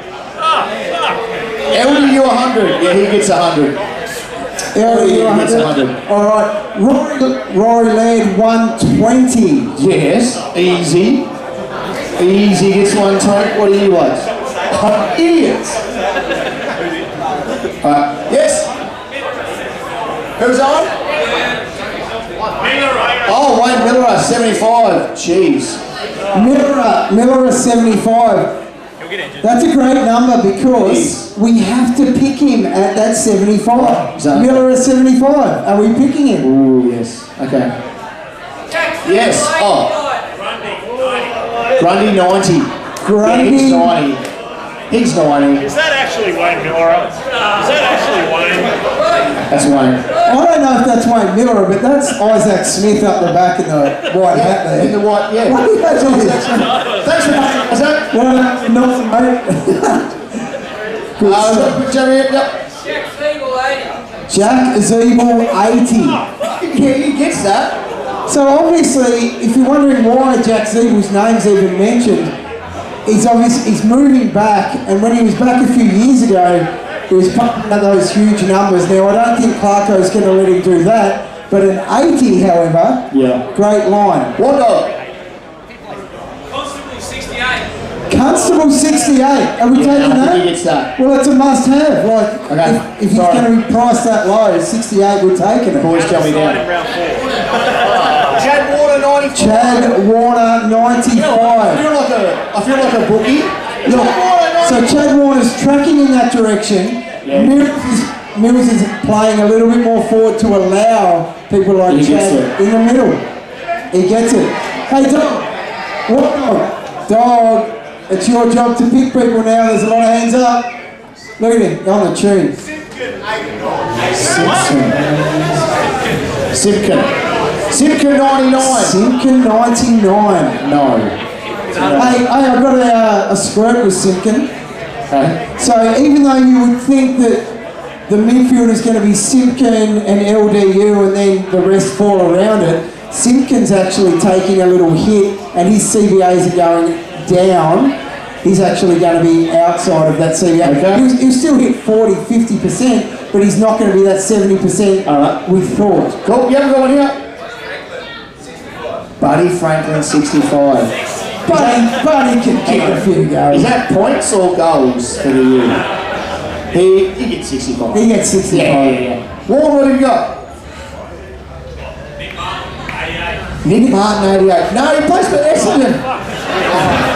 Look, that's a really good number for him because he showed what he can do. Yeah. He's only going to be developing. I think I'd give him a green for that. Ben Keys 65. 65. He gets 65. Ben King. Ben King, Ben King. give it a red. Red. I'm down on that. Bailey Smith 110. I'm green in that. I don't have a paddle. Yeah, I think he gets I don't it. get that sort of I think he responsibility. gets it. Will Day. I'm all over this shit. Will Day 80. Will Day 80. I've got a scoop on Will Day. Should I share it? Alright, listen to this. Bear with me. Okay. Unconfirmed. Brace yourselves. Like every good journo, allegedly, this is a scoop. Right. Will Day. Who's thinking about him? I like what I saw. Okay. Now, picture this. So, Will Day with his skill set, you go, it's midfielder every day. Right? Don't you? But where's he been playing? Half-back flank. You want to know why? Now, Cal, you can help me with this because obviously you've got fitness issues, right? Correct. And it all comes down to your nose. Yeah, my breathing. So, allegedly, via sources, Will Day's had a lot of trouble breathing through his nose. Same. Almost zero oxygen coming through his nose, right? Same. Playing on the half-back flank. Guess what he had? Too many lines.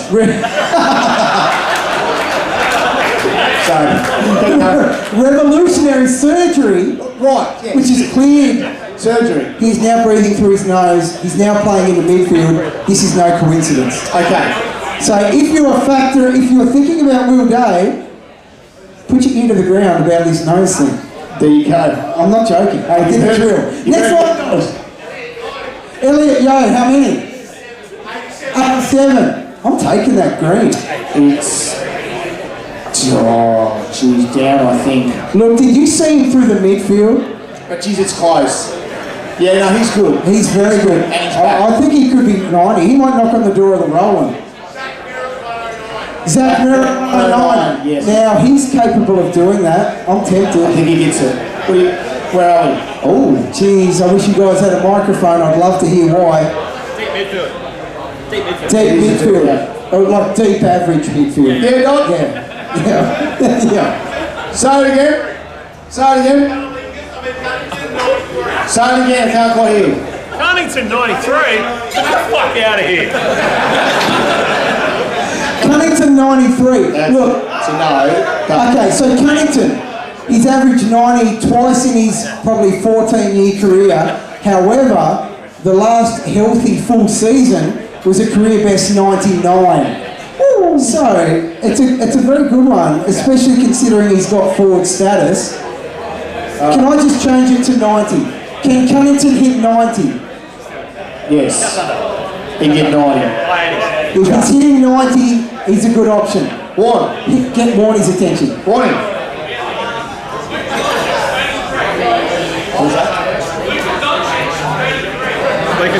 He'll hit that most nights. Yes. Yeah. With his eyes closed. Cuddy knows well. Oh, that's harsh. That's Paddy Dow hitting 12, and it's a red. Okay, this is a good one too. Errol Gordon, Yeah, he gets 90. 90. So Gordon gets 90. look, 90's definitely green. Let me tell you something about Errol, old Errol. And he went through his nose, Roy. Okay, so Errol's average in the last 5 games was about 95, right? Yeah. It was playing on the wing, it was less than 10% CBAs. If he's hitting those CBAs, he's going north of that 95, like I'm talking triple figures. Now yesterday, Dog, we can't look too much into those preseason games, however, his CBA count was, I think it was number 1 on the Swans list. Fish was a fan. If that is the case, Errol can average not just 90, triple figures. Yeah, so he's now well and truly in the mix for Dylan Moore's position in the Roland 22 if he's hitting 40% CBAs. Alright, I think that's my lines. Then we're done. Thank you very much for your proud participation. That one. Thanks, Steve. Thanks, Kev. Thanks, Dossie. You are very good. And well done to Calvin. He pinched table tennis bats from his school. I did. And used their school photocopy to make these. I did. And they're actually pretty good. Well, Well, visual learning. might use that Thanks for again. helping with my segment. No worries. Thanks. Alright, I think it's time to wrap up. However, we are trying to get Roy to reveal his team. He said he's not going to. He reckons he has the best team out of all of us.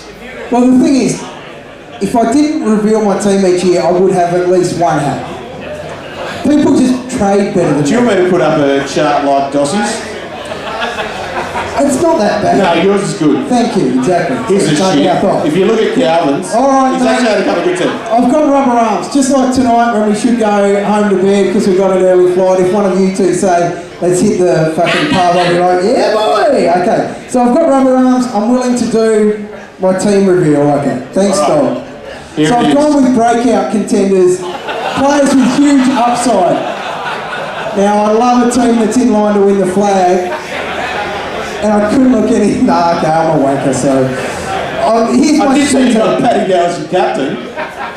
So if he does go over 12, that'll be a good thing. Look, this team that I'm revealing, it's obviously like all you guys and girls, it's still a work in progress, but here's Get where... your phones out! Get your phones Nah, out! I don't think anyone should screenshot this one, but here's where I'm currently sitting, as of this morning. Ooh. So, that thing in the back line that everyone's doing or talking about at the moment, Constable, he's sitting there. It's a very weak back line. Things may need to change there. Not overly confident with it. my midfield I don't mind at all. Obviously, I'm looking at Jack Steele. I'm looking at Bailey Smith. Even Tom Mitchell now has question marks. Tim English I need to see. As far as my forwards go, I'm keeping a close eye on Miller. Look, I don't know if you are like me, but on aeroplanes, I don't think it matters if you turn onto airplane mode or not. So there were times in the sky where I actually got to watch Miller play last night, and every time I got a bit of Wi-Fi, he seemed to be looking really good. So he's currently in my team, but he's certainly one that could get the chop early. Now, so Roy, who are the most vulnerable players there, do you reckon, based on what you see next week? Vulnerable each line, barring rookies. Constable, Steele, Smith, Mitchell, English, Miller, and that's it. So you're not really totally set. Well, that's only 6 players. That was pretty structured by me, actually. No, well done, Roy. Thanks. Take it back. You've got it. Hang on, I actually need feedback. I need to switch back on this year. Traditionally, like I used to swag around saying I always finish in the top 500. The last 2 years, I've done nothing but embarrass myself, so I need a bit of feedback. If 5 is a really good spot to be in, I want you to put 5 fingers up, all the way down to, don't give me any zeros, like you've got to give a bit of positive feedback. 1 is you've got a lot of work to do. So 5, you're on the right track, down to 1, you've got a lot of work to do. Can I have a little bit of feedback here? And you don't need to be rude like that.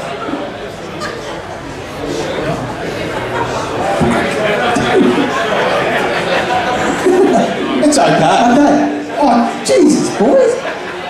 Can we check the ID on these guys again? I'm getting sick of the underages. Unbelievable. I'm on the right track. I'm on the right track. All right, we're just about done. And to finish our shows, which we've done whenever we've done a live show, Calvin, who thinks he's a musician, great guitar, and he's got a couple of tunes, and one of those is, well, he's got some new lyrics for his Never Again list, and then we finish with a crowd favourite of, well, should I give that away, or is that an encore? Is that when everyone goes, we want more, we want...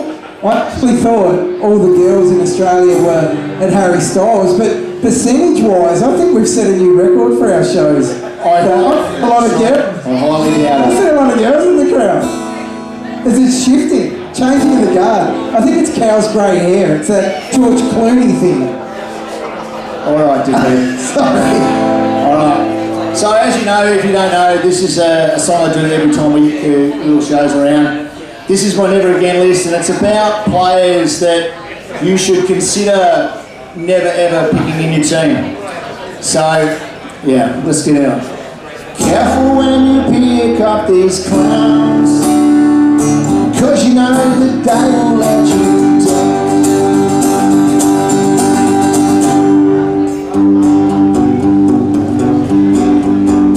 Andrew Gaff, the old head tilt, what a relationship we've built in my team. Your trade bait, 'cause not even Will Smith can slap that head straight. Matt Crouch, the rise and fall, there was a time he had it all. Times like these, I think about your mother, 'cause you're just like Prince Harry, Matt, you're the shit, brother.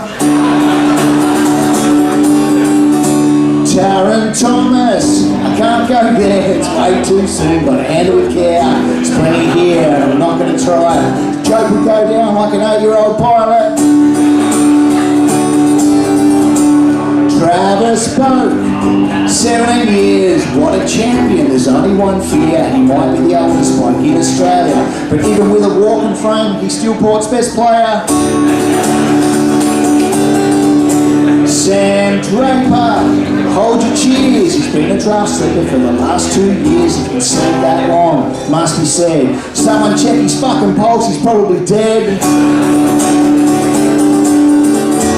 And there's one thing to want to miss from my Never Again list. These guys will want you, they'll be back to taunt you. Careful when you pick up these clowns, 'cause you know that they will let you down. It's a favourite. Clayton Oliver. What a spud. Can't believe when he picks that dud. Good score wouldn't hurt now and then. Shit, got him mixed up with Jack Bowie. Here he is, Wayne Miller. Give us a reason to talk about him for another pre-season, but I'm here just to say he's like a rash that Warnie got and it just won't go away. Elliot Yo, he's very cheap, he's spitting, firing and found his feet. There's only one thing that you need to know: you can't pick someone that plays Pokemon Go and he actually does. Riley O'Brien makes me laugh, runs around like a newborn giraffe. He's big and tall, loves a mark, but his scores are about as trustworthy as Michael Clark. Braden Bruce won't take me long, cause he reminds me of a tampon. When I explain it, you'll see, cause he's in for one and he's out for three. And there's one thing to warn is from my mother to get this. These guys will haunt you, they'll be back to taunt you. Careful when you pick up these clowns, cause you know that they will let you down.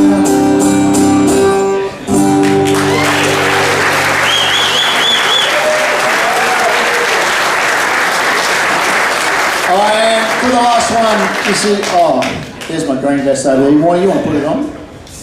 So, the green vest song sort of came out when, a few years ago, when I was legit the shittest out of all of us every week. And Warnie used to, every time we'd rock up to a podcast, he'd go, put the green vest on, Cal. Oh, bloody hell, not again. So he made me wear it, belittle me, make me feel like absolute shit. And sure enough, then I started to write this song about the green vest, about basically being the worst out of us three every single year. Now, as you know, I'm shit on guitar and I'm a shit singer. So if you know this song, could you please fucking help me out? Because me up here by myself is very daunting and very lonely. So please join in. If you have heard this before, this one's Green Vest.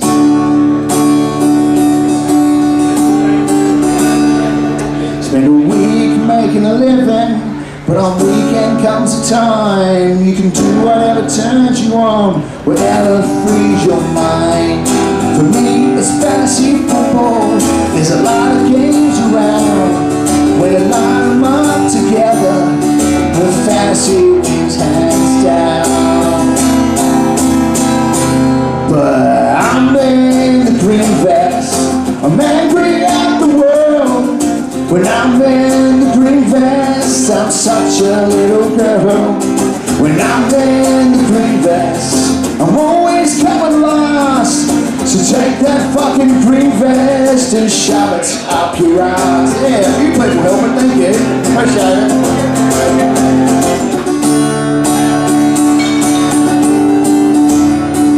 There's a lot of things to fantasy that really meets the eye. There's times you want to give up, there's times you want to cry. Either love it or hate it, and depending on your score, when your captain gets a market go, you'll give a mighty roll. But I'm in the green vest, I'm angry at the world. When I'm in the green vest, I'm such a little girl. When I'm in the green vest, I'm always coming last.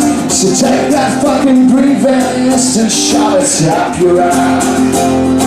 That's the last one.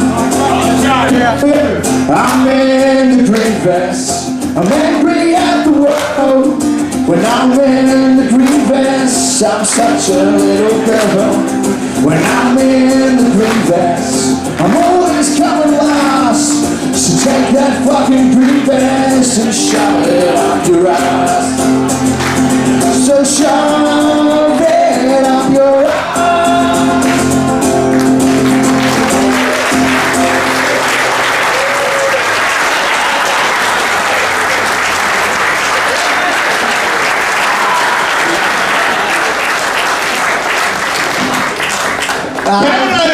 Good effort, Calvin. Put your hands together for the Calvin.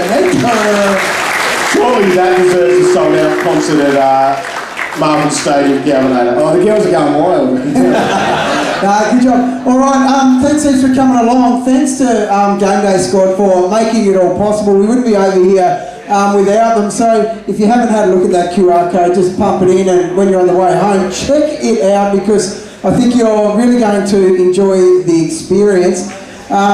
Thanks to the boys for their pre-show as well. Keep it like boys, Heath, you're a legend. Community loves you and all the guys that are around there, so all of those guys that were all part of that. Especially Dossie, that song, mate, that was bloody sensational. So when you see that pop up on social, make sure you two should do a duet one day. That would be special, very special. No, very good. And congratulations, Dossie, on the Hilux already for this year. That's very good. But thanks very much for coming out. We are always stoked to come to Adelaide, and hopefully we'll be back later in the year. We tried to actually get the AFL to bring us here for a gather round, but sounds like tight ass. Tight ass. Right, you can't afford a fucking airfare? No, seriously. Jeez, what? Unbelievable scenes. But like we said, hey, let's fucking beat WA. That's what it's about. Let's beat WA. Let's make Perth suck and Adelaide the new capital. Hey, saved that. I saved that. All right, thanks heaps for coming. We'll hang around and have a few vessels. You're right, we will. Yeah, hell yeah, we will. Time to go. Round of applause. Awesome audience. Legends. Thanks for getting involved. It makes all the difference. So cheers, guys. Appreciate it, and hopefully we see you through the year. Hey, we can buy our own airfares. That's a novel idea. We could do that. Let's do that. Hopefully we see you later this year. Thanks, legends.